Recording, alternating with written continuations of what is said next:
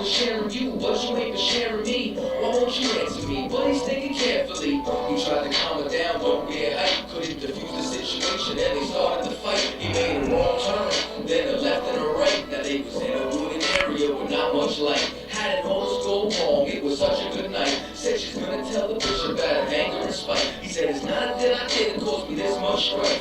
You should have told the truth, and every lie got a price. But if it comes down to my wife, it's gonna be your life. Good night.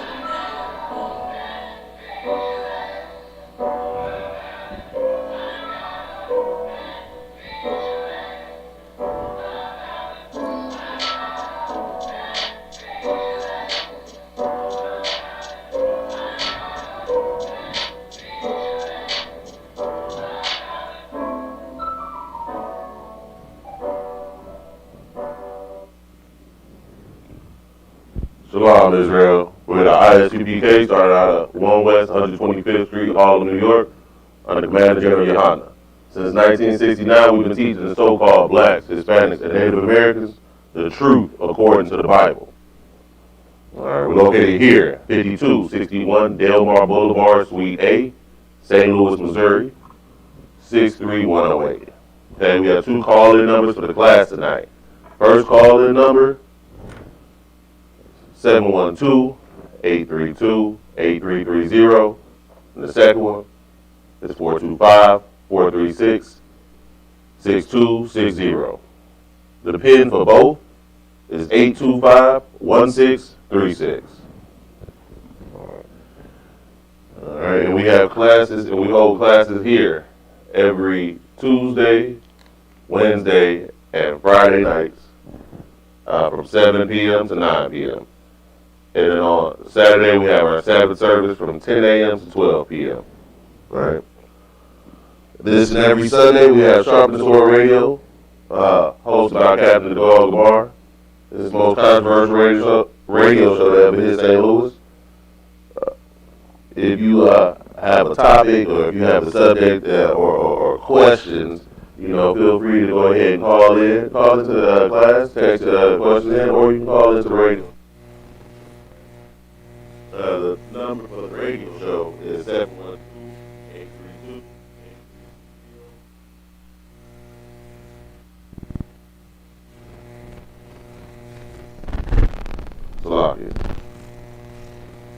Number for the radio show is 712-832-8330, and the pin for that is 910-1409. All right. Coming up on 5th. We have a food drive right here, 5261 Delmar.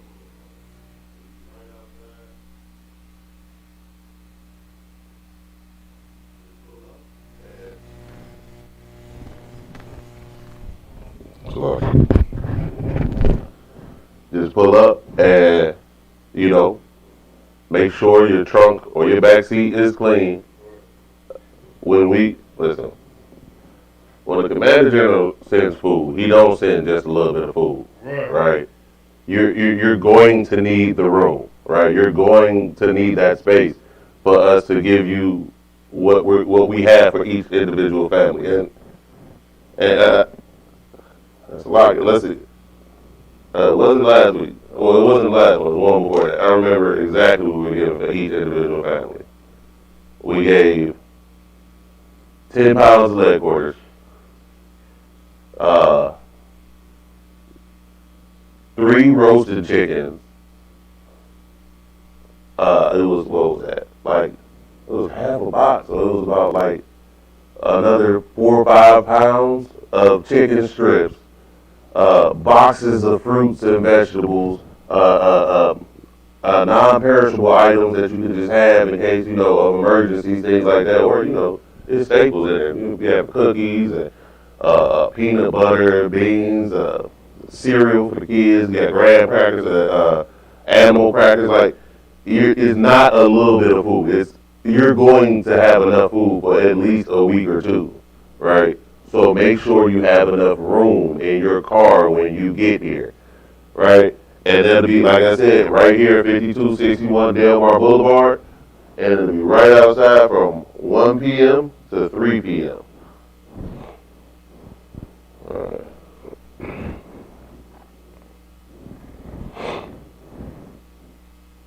Alright, let's see here. Alright.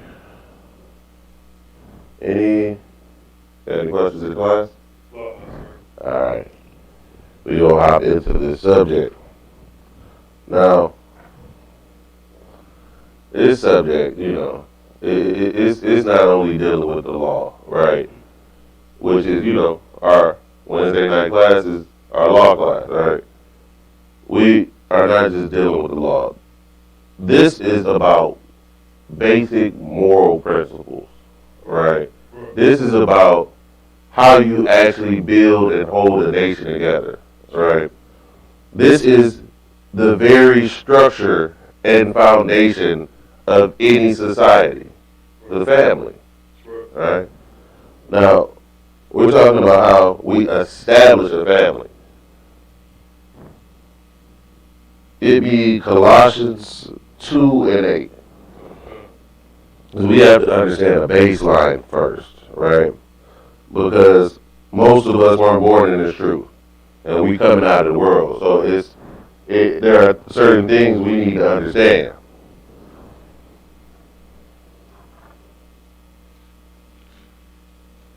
All right, you got it? Go ahead. The book of Colossians, chapter 2, and verse 8. Beware, lest any man spoil you. So this is saying beware, be on the lookout, lest any man spoil you. That means rob, steal, take something from you, right? Keep going. Through philosophy. Through their own thoughts, through philosophies, through their ideologies, right? Keep going. And vain deceit. And lies that are full of nothingness, right? This society, we've been built up to believe in lies that are of no benefit and mean nothing, right? We believe that we can just do whatever we want to do and keep it moving as long as we quote unquote don't hurt anybody, right? Well, I ain't really hurt nobody. No. What you don't understand is when you sin, right? When you break the laws of the Most High, not only do you hurt and damage yourself, you are being a detriment to your nation, right? You are tearing all of Israel down when you decide to do these things, right? So, as I'm sure you see in the title, we're talking about marriage, right? Again, because that's where the family starts. Is in marriage. All right, now let's get a baseline for what marriage is, right? Give me Exodus 22 and 16. All right, because coming out of the world means redefining things. We cannot continue and grow into being righteous without first finding out what righteousness is and then making our worldview to look through the lens of righteousness, right? Instead of what we currently do and look through the lens of our oppressor. We believe what he says is right, and that's what we go on, right? So we need to actually find out what is right with our God and what the Most High told for us to do. All right, go ahead. The book of Exodus, chapter 22, verse 16. And if a man entice a maid. So now this is talking about it, simple terms. If a brother big game to a woman, right? Go ahead. That is not betrothed. And she not promised to anybody. She not engaged. She not about to be married, right? Go ahead. And lie with her. And he sleep with her, right? He done spit game, to convince her, come let him see what he do, and, they lay together. They sleep together, right? Go ahead. He shall surely. He shall what? Surely. Maybe. Surely. Possibly. Surely. If he really like her. Surely. Okay, he shall surely, go ahead. Endow her. To be his wife. Right now. So, now, he has to pay the price for it. Right? He's laid with this woman. Now he has to pay the dowry, right? Because why? He's already taken her as his wife. Right? Now let's see. One thing we have to understand is, right, there's actual marriage, right, and then contractual marriage, right?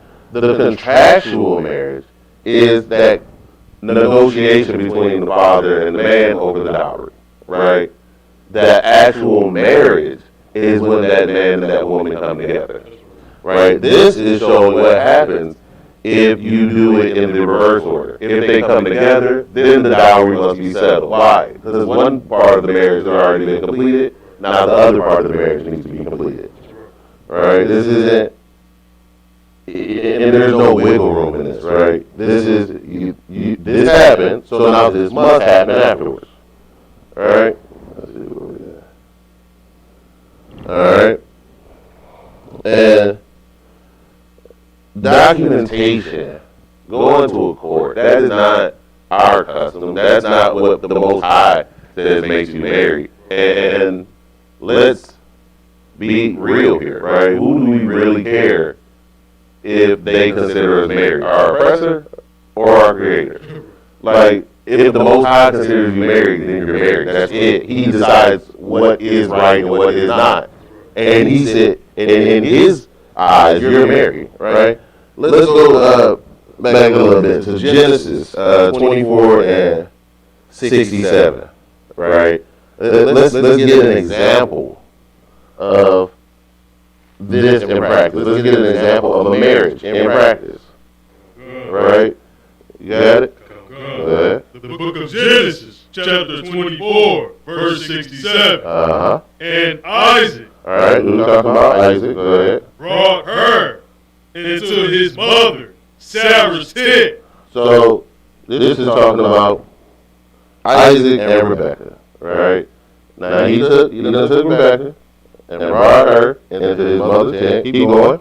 And took Rebekah. Uh-huh. And she became his wife. See, you don't see a church. You don't see documentation. You don't see legal papers being drawn up. You don't see him going to the justice of peace. How many times have you lived this story, right? You got this woman, right? You took her to her, you went to her mama's house and laid with her. Guess what? She just became your wife, according to the Most High. Right? This is how that works. Keep going. And she became his wife. Uh-huh. And he loved her. Right? And Isaac was comforted after his mother's death. Right. So, like his mother. Right. So, yeah, you picked up a woman, took her back to your mama's house, slept with her. Like, I don't know what who did exactly that thing. Right? That's exactly what Isaac did. And guess what? When he did that, it says she became his wife. That's how she became his wife. You know, I didn't see a service or a ceremony. Go ahead. Now that I'm in the truth, it's just funny to me, like, how people say, oh, I'm saving myself from marriage. You out here sleep with everything moving. You talking about you saving yourself from marriage. You want married. Yeah, like I was said to the whore at the well, you have 5 husbands. What you mean you not married? Marriage is, and that's another thing, marriage is not a, see, we have to, and this is another huge thing about it, right? When you agree to a certain set of rules, right, you agree to everything that goes with it, right? Marriage is forever. Now, you get married in this society in 2 years, 50% shy, you done. That is the end of your marriage. In 2 years, right? That is the institution you're seeking validation from. One that you know for a fact is not stable, it has no foundation, right? You cannot trust in this society's definition of anything, let alone marriage, right? Let's get to Matthew, chapter 5, starting at 31, right? Because once you as I heard before, someone so eloquently put it, once you run ride, that's yours and that's yours for the rest of your life, right? Like that's it. Once that takes place, that is your woman, or in the woman's case, that is your man, and that is how the Most High sees it for the rest of your life, right? You got it?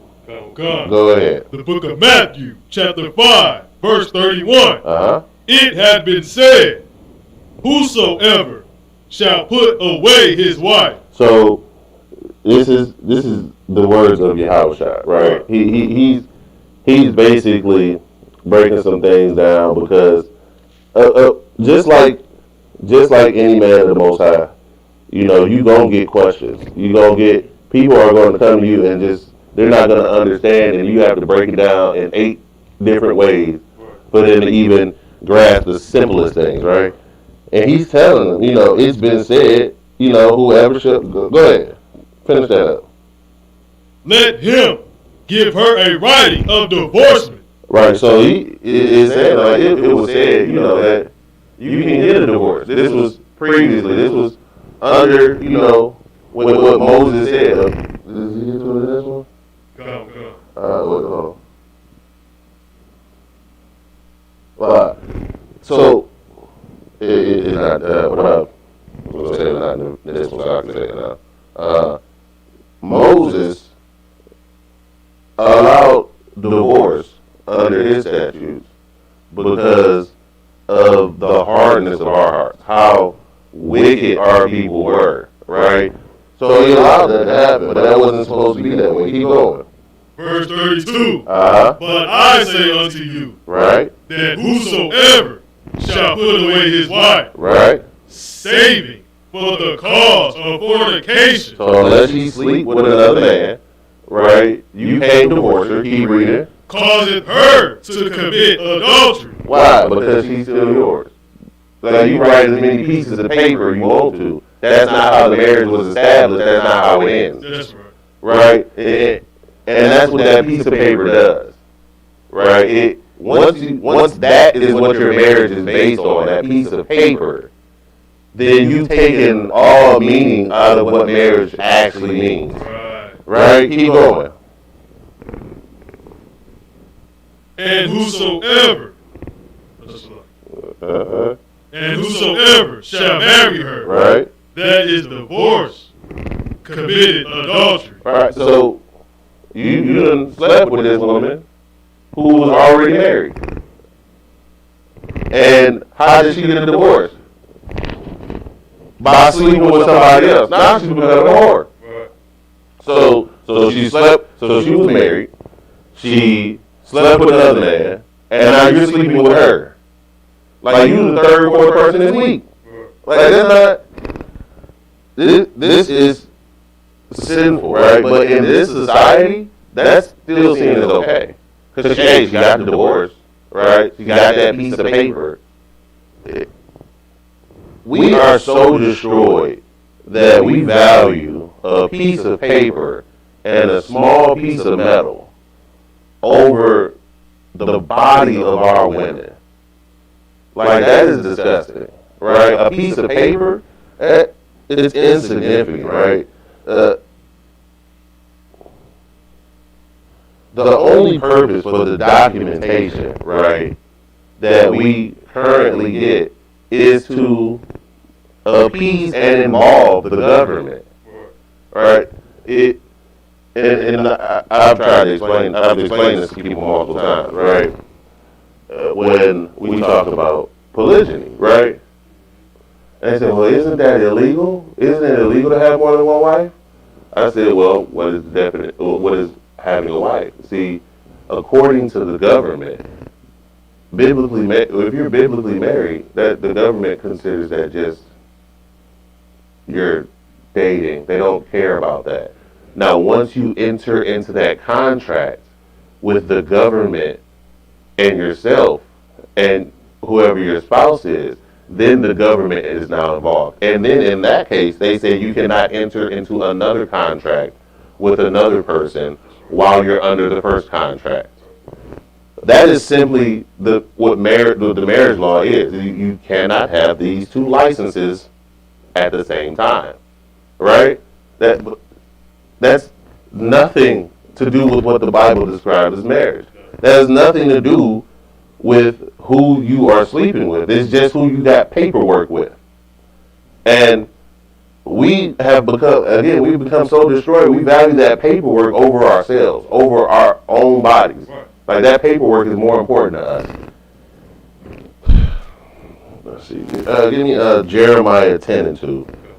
Because, again, this is a sad state of affairs for our people.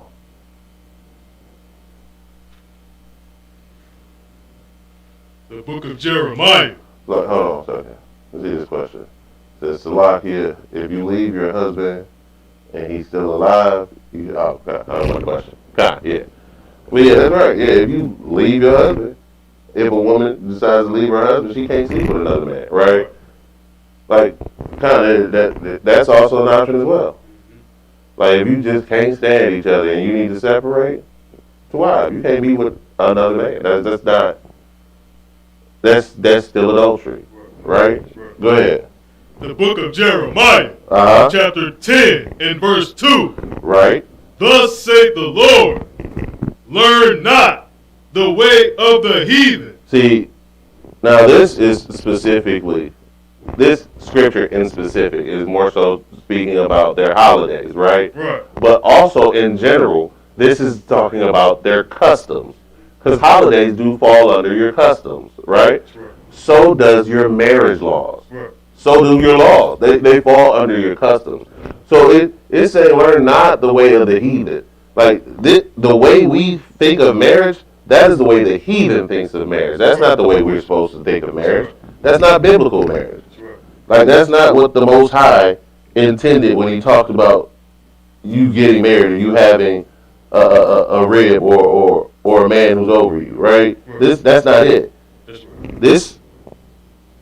This society, again, like I said, it places the government squarely in your marriage. Getting that paper directly involves that third party. So in all honesty, right, if you really want to look at it contractually, you're already married to two people. Right. You're married to your wife, and you're married to the state that allowed you to enter that contract. That's right. All right. Finish that up. And be not dismayed at the signs of heaven. Right. Again, this is going, like I said, this verse is more specifically going into their other customs, right? They believed in horoscopes. They planned their days and lived their lives based on their horoscopes. People to this day do that exact same thing. You know, they go to a fortune teller, get their tarot cards read. Like, we ain't supposed to be doing none of that stuff. That's right. And having their marriage customs is the same thing as all of that, right? It's following their customs, right? All right, I'm about to get into this article real quick. Go. All right, from top 10s. I'm just gonna read a couple of them. The top 10 Western culture wedding traditions with unexpected origins. All right, let's go hop on down to the first one. Fertility and good. Number 10. Fertility and good fortune cake. Wedding cake traditions began with the cake made from wheat or barley called musticusum. In ancient Rome, the groom was expected to crush it over the bride's head. So, you know how you get the cake and smash it in each other's face? This is an ancient Roman tradition, right? You just think you're having a good time and a party. No. You are following pagan rituals, right? Let's see. It sealed their union and also promoted good fortune and fertility. This tradition spread to England after the Romans invaded in 43 CE. By the 1600s, though, bride's pie had become the main culinary dish for a wedding in England. This pastry was filled with spices.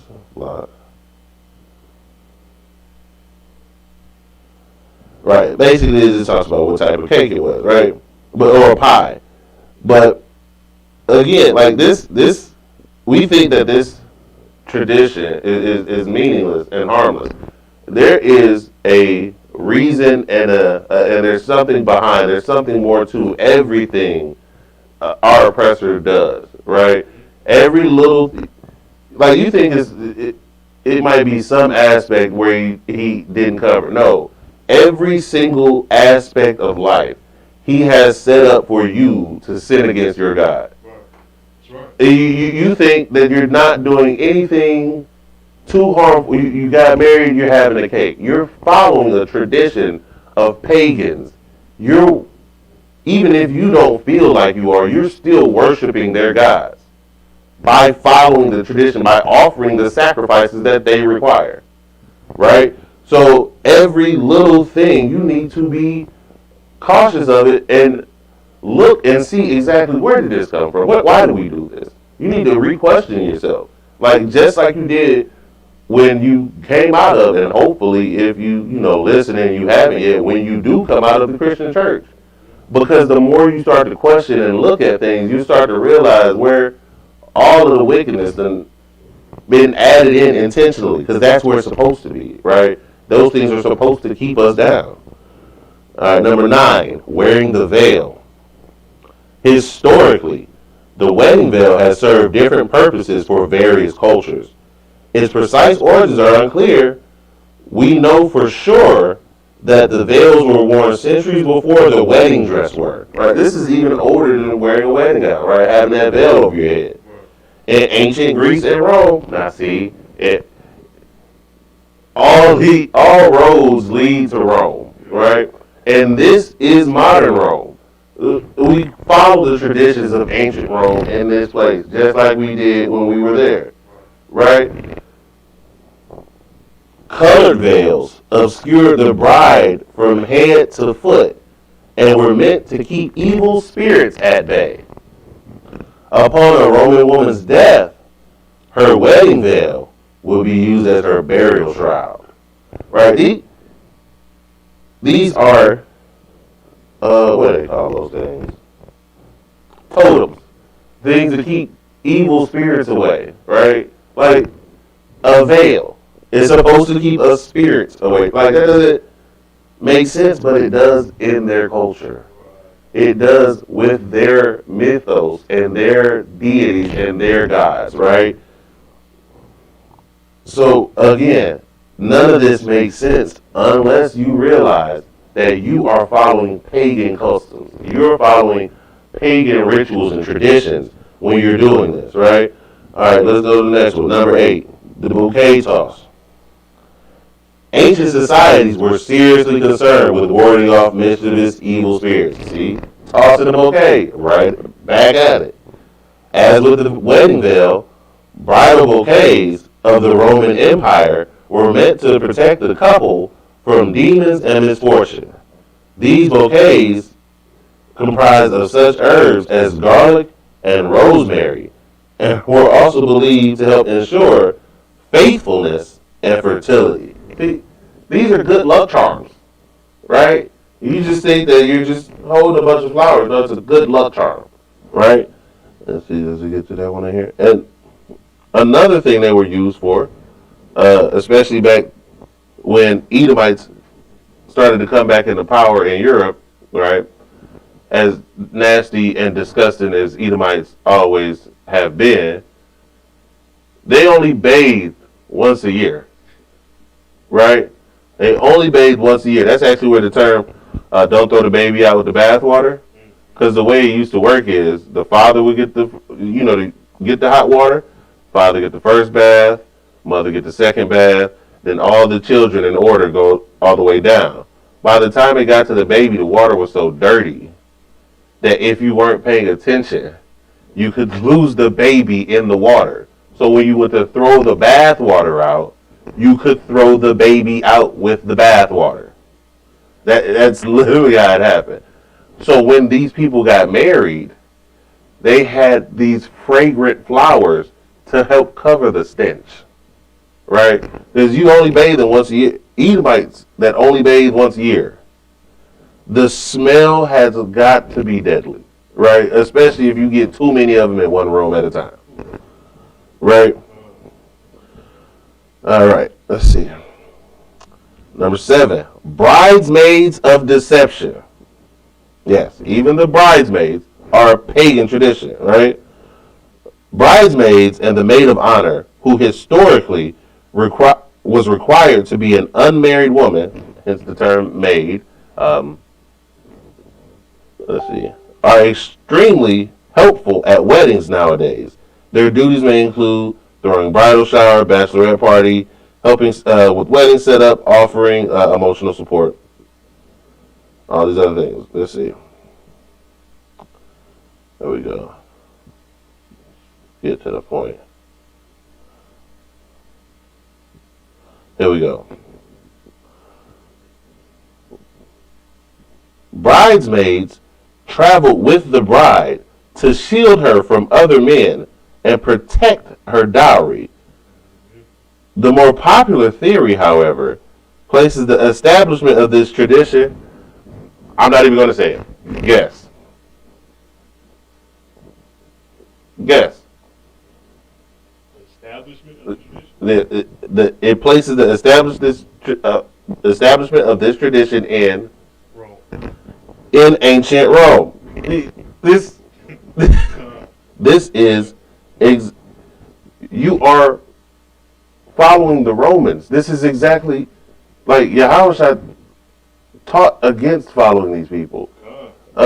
Since the beginning, we've taught against following these vain philosophies that these people will spoil you with, right?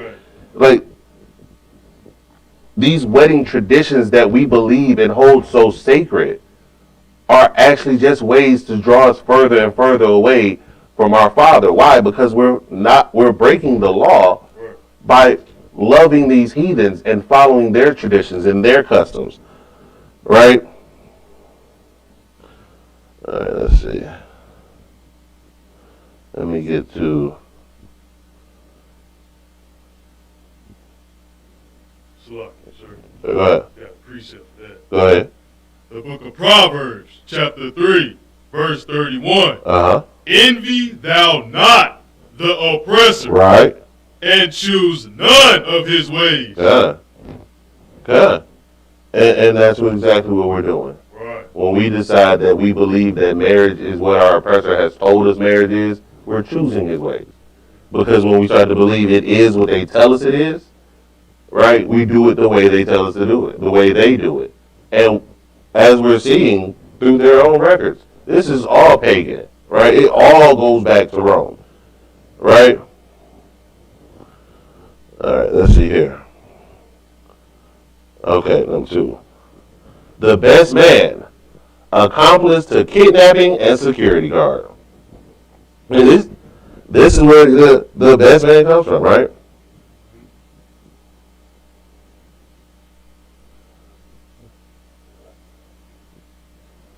That's it. Kidnapping could have strong, even deadly repercussions. Families often turned up to reclaim their daughters. The best man played accomplice to the crime and helped protect the husband-to-be from angry relatives. He remained by the groom's side throughout the wedding and guarded the marital chamber afterward, in case there was an attack pre-consummation or an attempted escape by the bride. These wicked bastards, like, they have installed and instilled a role of the assistant kidnapper into what you consider your holy and sacred day. Like, this is madness. This is disgusting, right? Like, this is why we need to take our love and our attention and our minds away from these people.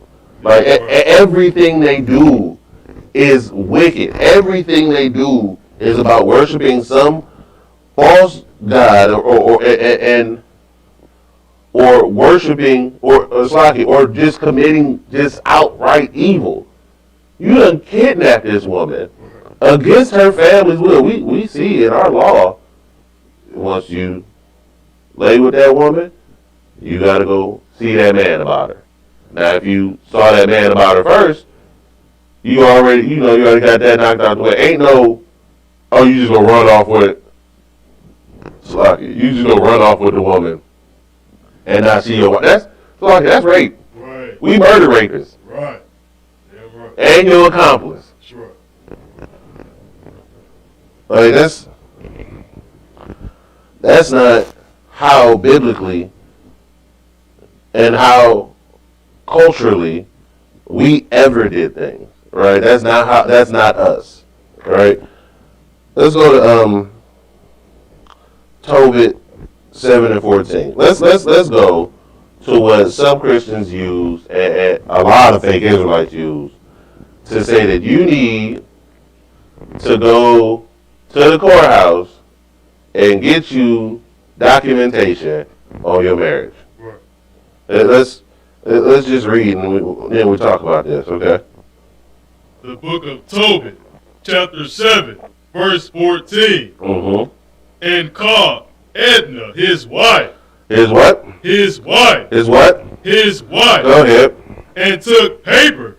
Uh-huh. And did write an instrument of covenants and sealed it. So this woman wrote on a piece of paper the instrument of covenants, right? That is not a legal that is not a legally binding document. Right. Now let's be real here. Like, okay, maybe if somehow you could weasel in that, oh, she was, you didn't do that. There's no way you can make this fit what they try to make us say it is. Actually, let's just see the setting. Let's get an overall view. Start one verse up. Tobit, chapter 7, verse 13. Uh-huh. Then he called his daughter Sarah. So who is the he in this situation? All right, it's her father. He called his daughter. Okay. So it's her father. Go ahead. It's her father, right? Go ahead. And she came to her father. She came to the judge. Her father. The magistrate. Her father. The court official. Her father. The mayor. Her father. Governor. Her father. Okay, so she went to her daddy. Got it. Go ahead. And he took her by the hand. So he grabbed her hand, right? All right, and then let's see where he led her to the courthouse so they can get married. Go ahead. And gave her to be wife to Tobias, saying. So he took her hand and handed her hand to her husband for him to be for her to be his wife, right? Now, it's a little bit. I believe it's a little bit further. No, it'll be a little bit later. But do you know, as you young man, do you know where this is all happening at? Law, sir. Do you think it might be, let's see, courthouse? Because, you have mommy, right? Right. This is happening at the dinner table. Right. They sitting down. This is, Family dinner. well, see, House. this is quick background, right? So, basically, she had already had 7 men, and on their wedding night, they all ended up dead. She strangled all of them, right? When she would get married, there was a demon that would take over her. Now, an angel had got Tobias to come. It was basically leading him. So Tobias, the angel, and Tobias' dog took a trip from his home, and the angel, he actually had to fight a giant fish. The angel, was with him. He slayed the fish and told him to pull out the gall, the entrails, right, and to bring it with him. So he's traveling, and then they get to the house, and then this is where the angel tells him that this is the woman that he's gonna marry, right, right, and so they having a whole conversation with the mother, the father, the daughter, and Tobias, and they come to an agreement that he's going to marry her. And we see exactly how this takes place. We don't see any courthouse. We don't see any what we would consider traditional signs of marriage, right? Sure. This is the way our people did it. But keep reading. Behold, take her after the law of Moses. The law of the land. The law of Moses. The law of your city. The law of Moses. The law of your state. The law of Moses. So he took her after the law of Moses, right? Right. Like, so that means he followed with the law of Moses. She was of marriageable age, right? She was not betrothed or not married to anyone else, right? They were two eligible people. She wasn't his near kinsman, like his brother, or his sister, his mother. It was lawful for him to marry her under the law of Moses. See, we have to be worried about being married under the law of Moses, not married under the law of the U.S. government, right? It is not based in our marriage and our society cannot be based in what this government or this world says it should be based in. Sure. It has to be based in the Most High. It has to be based in His law, statutes, and commandments, right? And like I said, all of this is happening over the dinner, right? They happen at the dinner table. This is a conversation going on between two men about what's about to happen with this young man's soon-to-be wife, right? All right. Now, keep reading. And led her away to thy father. Uh-huh. And he blessed them.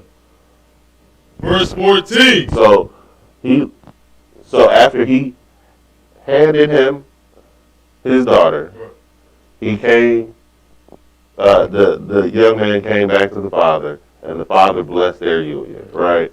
Now, the father really don't know yet, right? Because this is the number 8. He done married his daughter 7 times, and then the next 7, and then the 7 times after that, he done had to dig graves. So he praying and he blessing it. He is, hey, Most High, let this one be the one. Look, please let him make it through the night.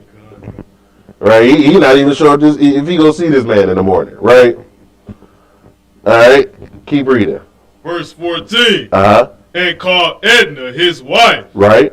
And took paper. Uh-huh. And did write an instrument of covenants and sealed them. Now, an instrument is a tool. It's something used to do something, right?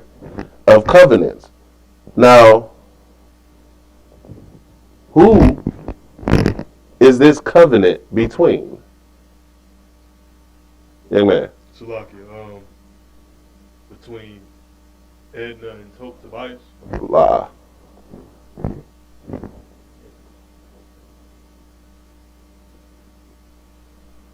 Edna is the one who wrote it. Salakia, Edna her father. La.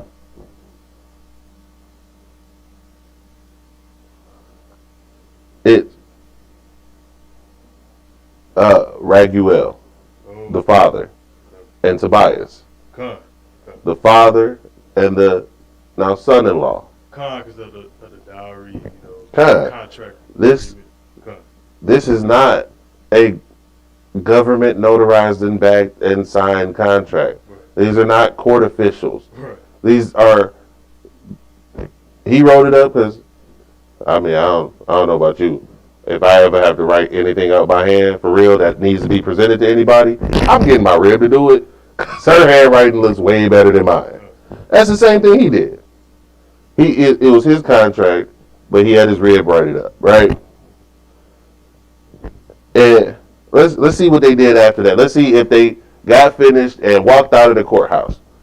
Go ahead. Verse 15. Uh-huh. Then they began to eat. They sitting at the dinner table. They're at the house, right? This is not what these people keep telling you that you have to do to become married, right? The Most High it is plain and clear how marriage is, right? What you have to do to become in a marriage, and the fact that once you get there, that's it. You're there. You're there. Go ahead. It's a lot, like, even in today's society, like, our people know, like, if I lay down with this, I gotta be their daddy. You know what I mean? Like, I gotta be their pops. You know what I'm saying? Father, you know, some of them may approve, some of them may not. So it's like, it's within us to do the right thing, but society teaches us backwards, so we go with that. Right, because within us, right, we know what's right. Like, we've had to be conditioned to be even close to as evil as our oppressor is. Like, we've had, this is hundreds of years in the making. Like, we wasn't this way 40 years ago. We wasn't this way 70 years ago. We wasn't this way 100 years ago. We've been conditioned this way, right? And another part of, you know, going down to that courthouse and being married in that way. See, you're saying that court holds the validation for your marriage. The same court who you know is wrongfully convicting your brothers and sisters, right? And let's not forget, the people who just walked in there before you, it was two dudes getting married. Like, you are in covenant with the same people who just made these two men married. That's where your covenant is with, right? Because you signed that covenant when you get that marriage license, that is a covenant with that state. And that state also says 2 men can do it, 2 women can do it. Right. Go ahead. Salakia, like, the Most High way is more honorable because you know, okay, if me and my rib get into it or whatever, I can't divorce her. I can separate, but I can never leave her because sex is marriage. And it's for life. There's no divorcement. You know what I mean? So, like, this is more honorable than you going back to the judge, going to divorce court and all this old nonsense to get from under this for life contract with your rib or with your husband. Like. And let's look at sex for what it is, right? Sex is one of the most sacred acts that anyone can ever do. Right? There may be other things, but if there are, I'm having a blank on it right now. But sex is the only thing I can think of right now that can cause life and death. That's right. Yeah, right. I mean, besides the power of the Most High. Right. Like, it is a beautiful thing when we understand what we're doing, right? When we understand that this is now my rib, this is now part of me, right? And actually, the next verse is getting to a point in there I want to get. So, keep reading. Verse 16. After Rigel called his wife, Edna. So he called his wife, go ahead. And said unto her, Sister. See, right there. That right there. He called unto his wife and said, sister, right? That's something we need to understand and we need to realize and we need to constantly remind ourselves of, right? That woman that you done married, that is still your sister. That's right. You need to treat her like she's your sister. That's right. You know, you can't, your biological sister, there's certain things you would never accept for a man to do to her. How could you ever do that to your rib? it's a level of respect that you should have for your sister, and the sister should have for her brother. And sex is such a sacred act because it's a sister and a brother coming together to make more sisters and brothers. Right? That is how we build our nation. It only works correctly when we come together. Once we realize, once you do that, you are married to each other. And that's still your sister. So you still got to protect and guide her just like you would your biological sister, right? Because she is flesh of your flesh and bone of your bone. She's a part of you now, right? Keep reading. Prepare another chamber. Like I said, this mama done already prepared 7 chambers for the 7 previous marriages. He's like, hey, sister, prepare another chamber. Go ahead. And bring her into them. So this is talking about what they, how they got to. So after they had this discussion, this conversation, and as we see, like we were talking about earlier with the dowry, right? He didn't request a dowry. He didn't require a dowry, right? Why? 1, this was his 7th time. Right. 2, he wasn't sure if he was going to make it through the night. So what he required, see, that's what I said before, is a dowry can be different things. It's not always money, right? Like we were talking about in Jacob's case, it was working for 14 years for the woman he wanted. In this case, Tobias just had to make it through the night. So it could be different things with each marriage. It's whatever you work out with that man, right?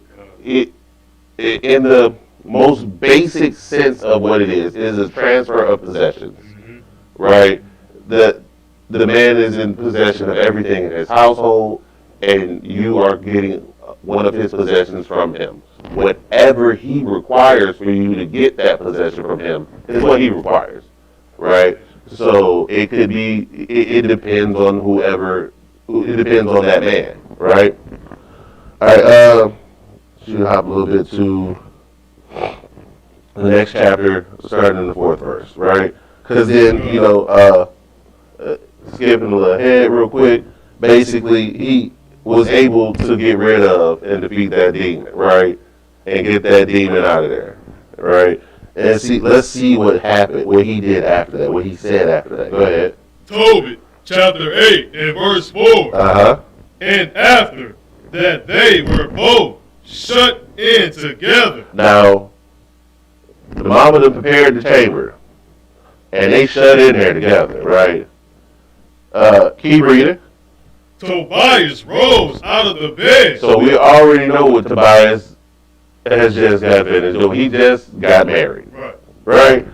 Because he's just now getting up out the bed after he's already been shut in the chamber, right? Let's see what they did immediately after that. Go ahead. And said, Sister. Now see, like before, that respect that he has to have, that respect that you have to have for your rib, it has to be at that level at all times, right? You have to love them and care for them and think of them in that way, right?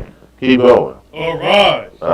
And let us pray that God would have pity on us. Right. He's praying, because, he just defeated that demon, but still,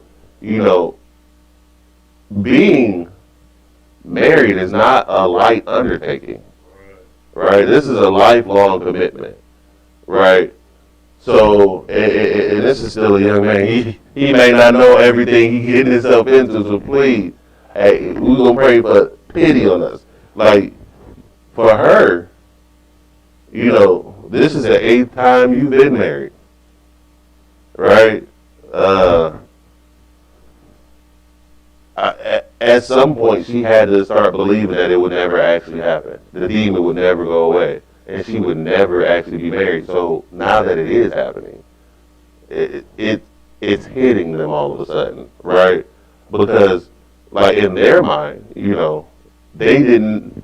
Neither one of them knew if they would survive through the night, right? They didn't know that it would even get this far, right? They hoped for it, but they they weren't sure, right? So they're praying for the Most High to have pity on them. Keep reading. Verse 5. Uh-huh. Then began Tobias to say, Right. Blessed art thou, O God, Uh-huh. of our fathers. So now, what we can definitely tell from this, Tobias married righteously. First off, he married under the law of Moses. Second off, of our fathers. This is a woman of his nation, right? This is an Israelite. You cannot marry outside of your nation. Yeah. That is unlawful. Right. That is against the Most High God, and according to the scriptures, that is whoredom, right? Keep going. And blessed is the holy and glorious name forever. Uh-huh. Let the heavens bless thee, and all thy creatures. Now, again, this man just married his first rib, and he is praying to the Most High, blessing him for everything beautiful in life, right? And that's something we have to consider, right? Because sometimes, we only want to go to the Most High when we're in trouble, right?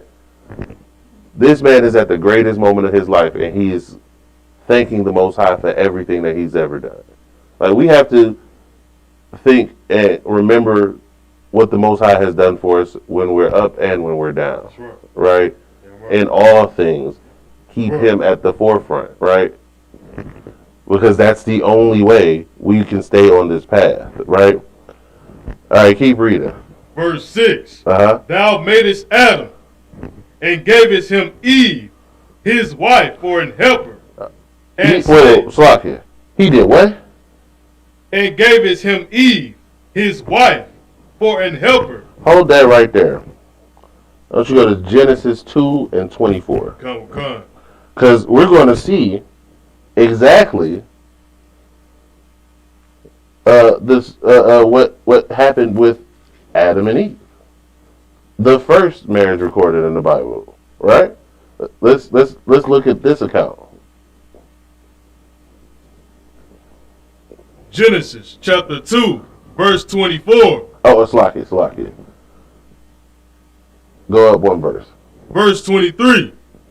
And Adam said, This is now bone of my bone, Uh-huh. and flesh of my flesh. Now, again, we see every time biblically where it says bone of my bone, flesh of my flesh, it's referring to your family, right? This is bone of my bone, flesh of my flesh, right? So this it was his cousin, basically, right? Keep reading.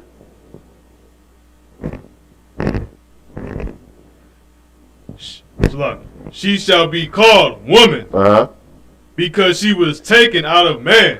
And a lot of times, especially in the truth now, we do this, right? When you get a rib, especially a man that's in the truth, when you get a rib, sometimes, she might not already be in the truth.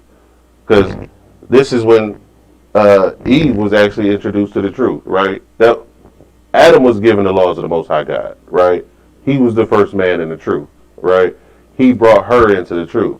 And then he named her. Just like hundreds of thousands of brothers in the UPK do to this day. They rib come in, they start acting right, they want to start, getting down with the law, statutes, commandments, and they get a name, right? Just like Adam did. Keep going. Verse 24. Uh-huh. Therefore shall a man leave his father and his mother. First off, that is proving that Adam had to have a father and a mother to understand that you have to leave your father and mother. Right. Keep going. And shall cleave unto his wife. Right. And they shall be one flesh. See, I didn't see anywhere where a court system came into this. Right. I didn't see anywhere. And even at this point, right, it doesn't even mention the dowry. Because again, that dowry is just the contractual part of being married. Right. The actual act of getting married is having sex. That is what makes you married, right? All right, now drop that. Back on back to Tobit 8 and start at 7. Come. The book of Tobit, chapter 8, verse 7. Uh-huh. And now O Lord, I take not this my sister for lust. Read that again. I take not this my sister for lust. Is that at T at the end of that? Come. I take not this my sister for lust. October 87. Yeah. That's why. Double check mine. They might have a. They might have hit a wrong keystroke on mine.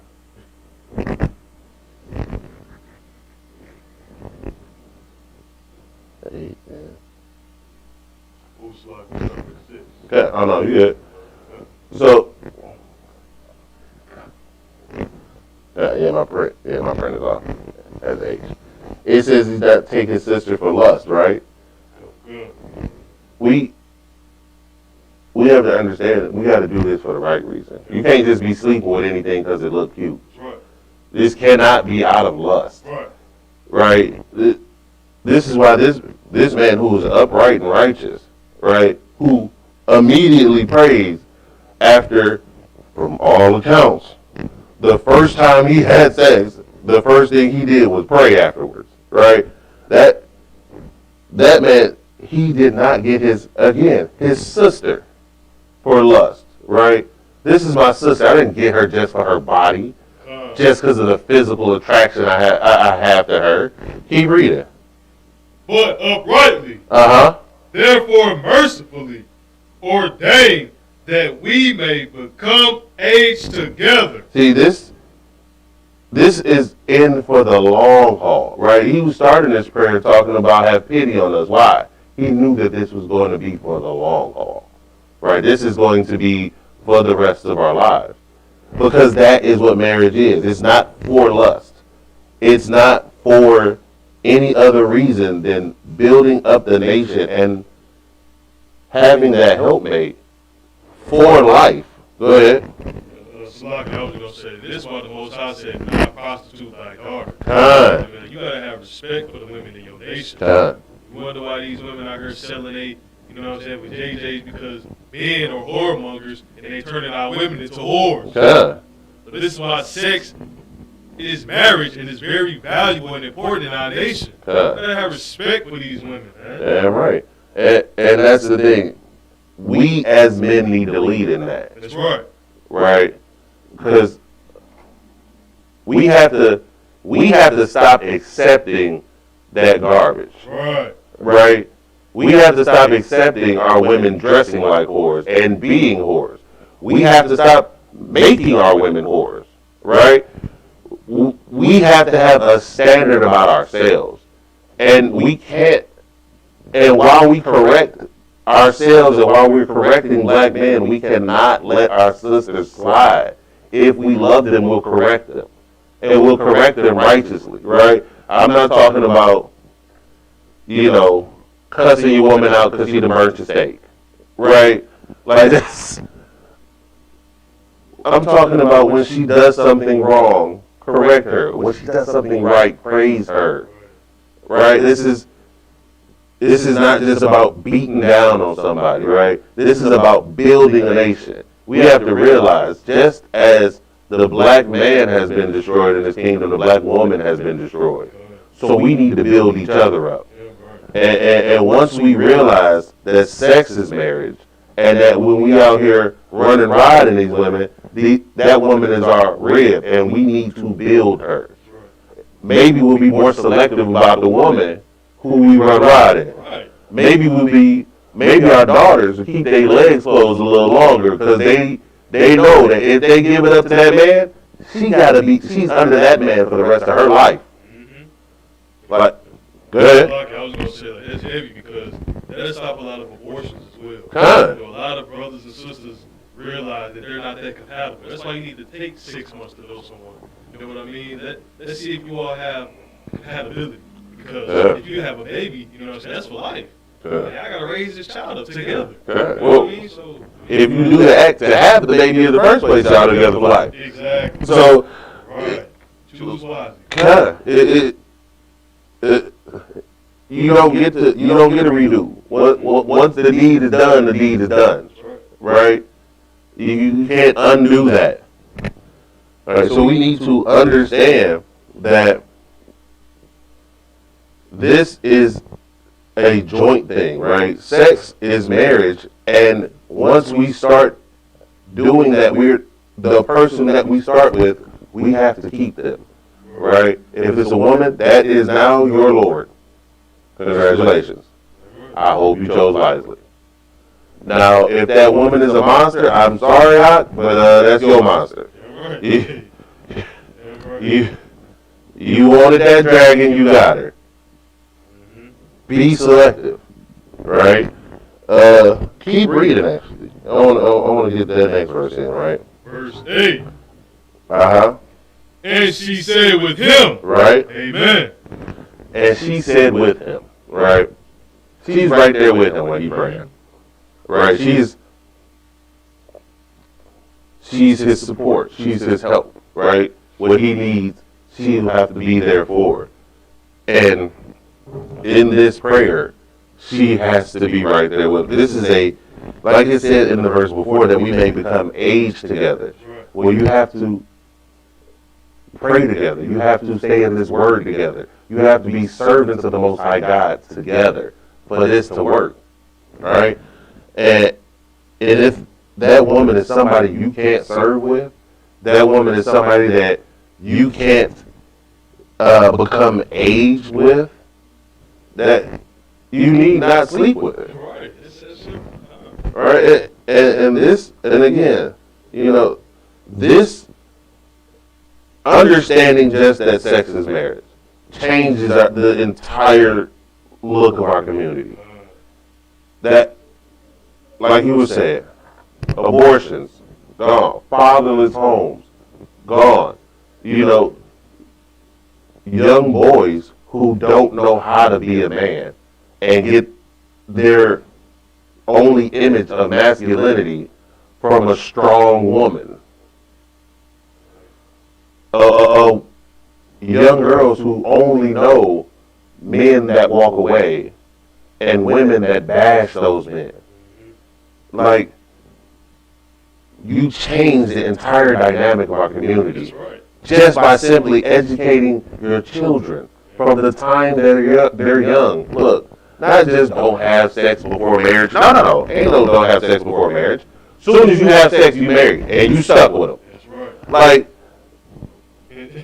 go ahead. Like that in itself would stop all this fornication and adultery. It Okay. would stop, man. Okay. If you lay down with that man, he's your husband. If you lay down with that woman, she's your wife. Okay. Period. And- No getting around it. Kinda. And the thing with that is, we have to understand our God, That's right. right? Because in the Christian church, they don't fear God, right? Because Christians believe that sex before marriage is a sin, and God hates sin. That don't stop not one thing. That stops nothing. The Christian church is the biggest whorehouse on the planet. The biggest and the oldest. So we have to realize that we have to understand our God, and we need to come back to our laws and our customs and our way of doing things, right? Once you realize that that young girl is now your woman, is now your rib, now your wife, you got to treat her different. You got to treat her like she's your sister. You have to treat her like someone you love and care about, not someone you could just throw away because you're upset today. That doesn't fly here. That doesn't work in our community. That doesn't work for our people. And that is why this is one of the biggest moral concerns in our community right now. Right? Because fixing this fixes so many parts and aspects of our community, especially morally. It will transform us overnight. Just applying this. Right? You lay with that woman, that's your woman. That's it. That's all. There is no question about it. Right?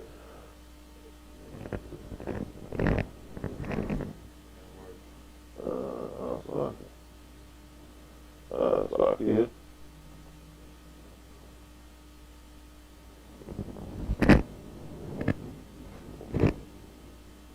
Make sure you turn it up. Alright.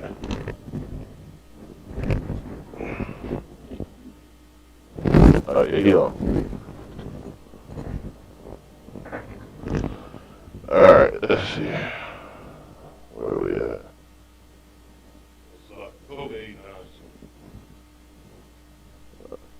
Over 89. Alright,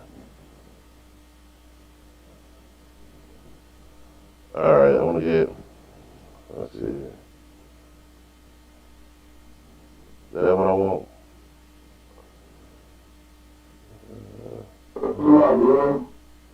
Kyle, go ahead, Cap. No much, like.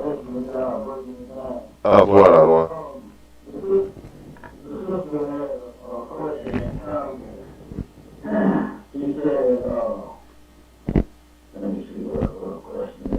Oh, Kyle, I answered it. Kyle, I saw that answered it. Kyle.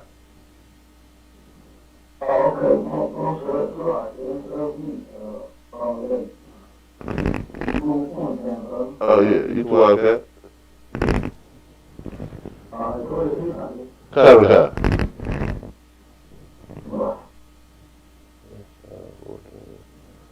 Alright, let's see, here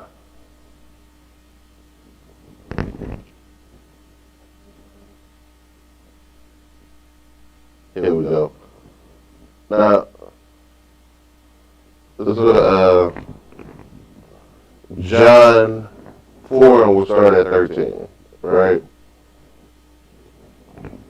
Because, again, we have to understand that whoredom and whoremongering and being a whore is a cancer in our community, right? Something that we need to weed out and get rid of. Go ahead. You got the verse? Go ahead. The book of John, chapter 4, verse 13. Jesus answered and said unto her, whosoever drinketh of this water shall thirst again. Right, so of course, a lot of people know this is a story of Yahushua and the woman at the well. Right, go ahead. Verse 14. But whosoever drinketh of the water that I shall give him, right, shall never thirst. But the water that I shall give him shall be in him a well of water springing up into everlasting life. So this is, the Most High. I mean, it's like Yahushua telling them about basically the way to get into the kingdom, right? You take in that water, that life-saving element that Yahushua has given, which is the law, statutes, and commandments, and the true understanding of it, not just a letter of the law type of thing, but a spirit of the law, right? You will have to be a well of springing up into everlasting life. It bubbles up inside of you, right? Like once you get in this truth, once you understand these laws and statutes and commandments, and once you get that spirit, it brings a fervor up in you, right? Once the disciples actually understood what this meant and what he meant with his mission and his lesson, they went from denying him on the day of his crucifixion to dying themselves, being willing to die. One of them was crucified upside down and still praying for their brothers. It's like, and one of them, I believe, was prophesying even when they sawed him in half. I can't remember which one it was, but that is that well of water that springs up into everlasting life. You had something? It's lucky. I was just gonna add on to that. Like, go ahead. This is heavy because this is talking about you being spiritually and morally in the law. You know what I mean? Like, this is not just you writing it down. Right? No, this is you changing your life and becoming this holy person that you need to be. And we have to think about that too, right? This is a well of water, right? Water does not just sit, right? Water flows. Water surrounds you, right? You get in water, you are surrounded by this. this truth has to engulf you, right? For you to enter into this everlasting life, right? Now, keep reading. Verse 15. Uh-huh. The woman said unto him, Sir, give me this water, that I thirst not. Now, this woman, Yahushua is up here prophesying, teaching about how you can get everlasting life, right? and this woman says, Sir, give me this water. I thirst. She is flirting with this man. Like, she is obviously a whore. Like, wait a minute. I'm teaching you about the law, statutes, and commandments, and you try. Woman, read what he say. Keep going. That I thirst not, neither come hither to draw. Go ahead. Verse 16, Jesus said unto her, Go, call thy husband, and come hither. So, he told her, well, go get your husband. Like, no, I'm not going for that. Because, of course, Yahushua understood the law, statutes, and commandments. Right. And he could recognize a whore when he saw one. Right. Right? He told her to go get her husband. Right? Keep going. Verse 17, the woman answered and said, I have no husband. Because she didn't consider herself married. Right. She didn't go to the Roman magistrate and get the Romans' certificate of what they believed marriage was. Because they were under Roman law, and so they practiced, a lot of our people practice Roman customs, right? So she said, I have no husband. Keep going. Jesus said unto her, Thou hast well said, I have no husband. He said, you're right. You don't have a husband. Keep reading. For thou hast had 5 husbands. See, because she's a whore, right? And each time she laid with a man, that was her husband. And then she committed adultery with another man who now was her husband, right? But she didn't even understand that concept. She didn't understand that she had been married so many times that she couldn't even rightly belong to anyone. Keep reading. And he whom thou now hast is not thy husband. And that saidest thou truly. See, he looked at her and said that the man who you with now, you ain't even his. Right. Right. Like, that right there shows you exactly the importance of understanding that sex is marriage. This woman didn't understand that. She obviously didn't, because when he told her to go get her husband, well, she would have got the last man she had sex with. If she understood that. Right. But she had no idea. And then she realized that she had no idea, and he was the man who he was. Read that last verse, or that next verse for me real quick. Verse 19. Uh-huh. The woman said unto him, Sir, I perceive that thou art a prophet. She said, man, you got to be a man of God. You got to be a prophet. That's right. Because you read me up and down.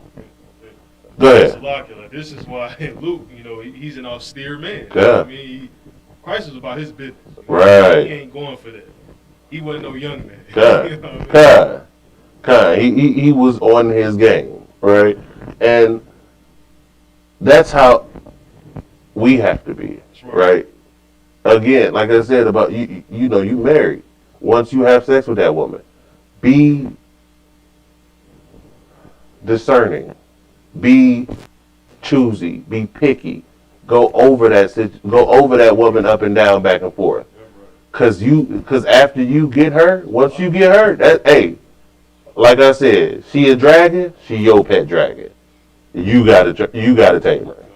You gotta deal with that now, right? Alright. Actually, I see we are at the time this evening. So with that, Shalom, Israel.